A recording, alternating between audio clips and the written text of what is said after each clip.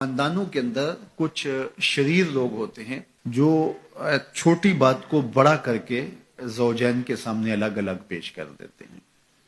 تو طبائع کے اختلاف کی وجہ سے، طبی تفاوت کی وجہ سے کوئی اختلاف ہو سکتا ہے، لیکن اس کو اچھال کے بڑا کر کے دونوں کی نظر میں، تو یہ ایسی بدکاری ہوتی ہے جو مختلف خاندانوں کے اندر مختلف طبائع کے لوگوں کا مزاج ہوتا ہے. تو ایسے لوگوں سے اپنے آپ کو محتاط رکھنے کی ضرورت ہوتی ہے، اور اگر وہ شوہر کے خاندان سے تعلق رکھنے والا فرد ہے تو اس کو بیوی کو بتا دینا چاہیے کہ یہ ہمارا اس کے رشتے کا احترام موجود ہے، لیکن ہم نے اس سے رہنا محتاط ہے.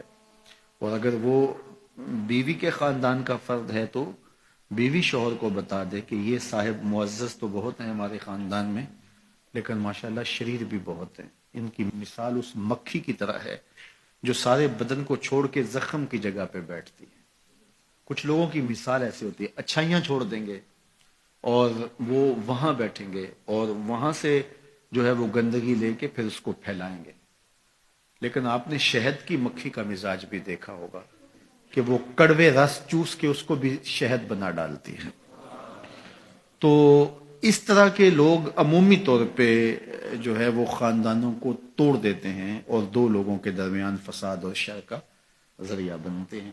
یہ انسانی وجود کے اندر شیطان کے نمائندے ہوتے ہیں. اپنی ازدواجی زندگی کو، اپنی گھریلو زندگی کو بچانے کے لیے خاندانوں کے اندر اگر کوئی شریر طبع کا شخص ہو، کوئی بخسیس النفس شخص ہو، کوئی خبیث الفطرت شخص ہو، تو اس سے جو ہے وہ اپنے آپ کو محتاط رکھنے کی ضرورت ہوتی ہے، کیونکہ یہ طلاق کا سبب ہوتا ہے.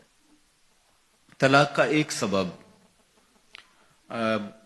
والدین کی بے جا مداخلت بھی ہوتی ہے. والدین کی ذمہ داریوں میں شامل ہے کہ اگر کوئی اختلاف پیدا ہو جائے تو ان کو پاٹنے کی کوشش کریں. لیکن بعض اوقات میاں بیوی کے اختلاف اس نوعیت کے نہیں ہوتے کہ اس میں دخل اندازی کی جائے. کچھ لڑائیاں پیار کی بھی ہوتی ہیں، کچھ الجھاؤ محبت کے بھی ہوتے ہیں، ایک دوسرے کو نظر انداز کرنے کا گلہ ہوتا ہے. تو یہ وہ باتیں نہیں ہوتی کہ جس کو آپ پرے پنچایت کا موضوع بنائیں اور جس کو آپ جو ہے وہ بحث کے عنوان دیں اور پھر اس پر جو ہے وہ آپ جو ہے وہ اپنا بڑا ہونا ثابت کریں کہ ہم بڑے ہیں اور یہ کیس ہمارے سامنے لاؤ. نہیں، بلکہ یہ پیار کی لڑائی ہے. اس کے اندر بھی حسن ہے، روٹ کے من جانے کے اندر بھی ایک جمال ہوتا ہے، ایک حسن ہوتا ہے. اور میاں بیوی کا چونکہ رشتہ پیار کا ہوتا ہے تو اس میں یہ چھوٹی بڑی باتیں ہوتی رہتی ہیں، اور اس میں بیوی معمولی سا نظر انداز ہونا بھی گوارا نہیں کرتی. شوہر کی فضول تر ذمہ داریاں بعض اوقات اس کو غافل کر دیتی ہیں، تو بیوی اس کو گوارا نہیں کرتی کہ تم مجھ کو نظر انداز کر رہے ہو. چونکہ انسانی فطرت کے اندر تجدید محبت بھی ہے. اگرچہ بیوی کو یہ یقین ہوتا ہے کہ یہ مجھ سے محبت کرتا ہے، لیکن وہ اس کی زبان سے سننا چاہتی ہے، اس کے معمولی رویے کی تلخی بھی اس کو گوارا نہیں ہوتی.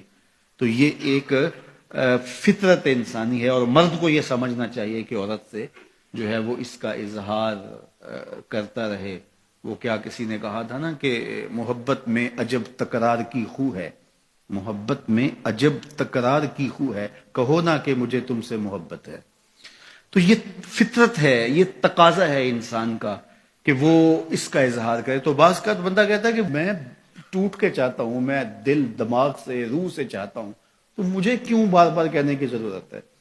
تو یہ چیز بیوی کے لیے تلخی کا سبب ہوتی ہے کہ یہ مجھ سے محبت کا اظہار نہیں کر رہا. تو اس طرح تناؤ پیدا ہو جاتا ہے. تو یہ تو تناؤ محبت کا ہے. بیوی کو بھی 100% یقین ہے کہ یہ مجھ سے محبت کرتا ہے، اور جو ہے وہ شوہر کو بھی. لیکن یہ اس طرح کے تناؤ کے اندر بعض خاندان کے بڑوں کو پنچ بننے کی بڑی خواہش ہوتی ہے، دھکے سے آگے بیٹھا، ہاں جی آپ کی صلح کروانے ہیں. میاں تم گھر رہو، یہ معاملہ ہمارا ہے، اور یہ مابین زوجین ہے، اور جو مابین زوجین تنازع ہوں ان کو مابین زوجین ہی رہنا چاہیے، ان کو دو خاندانوں کے مابین نہیں آنا چاہیے. اور جب وہ مابین قبائل آتے ہیں تو وہ تماشا بن جاتا ہے، جبکہ وہ لڑائی جو ہے وہ ایک معمولی تھی اور وہ پیار کی لڑائی تھی، وہ کوئی ایسا اختلاف نہیں تھا.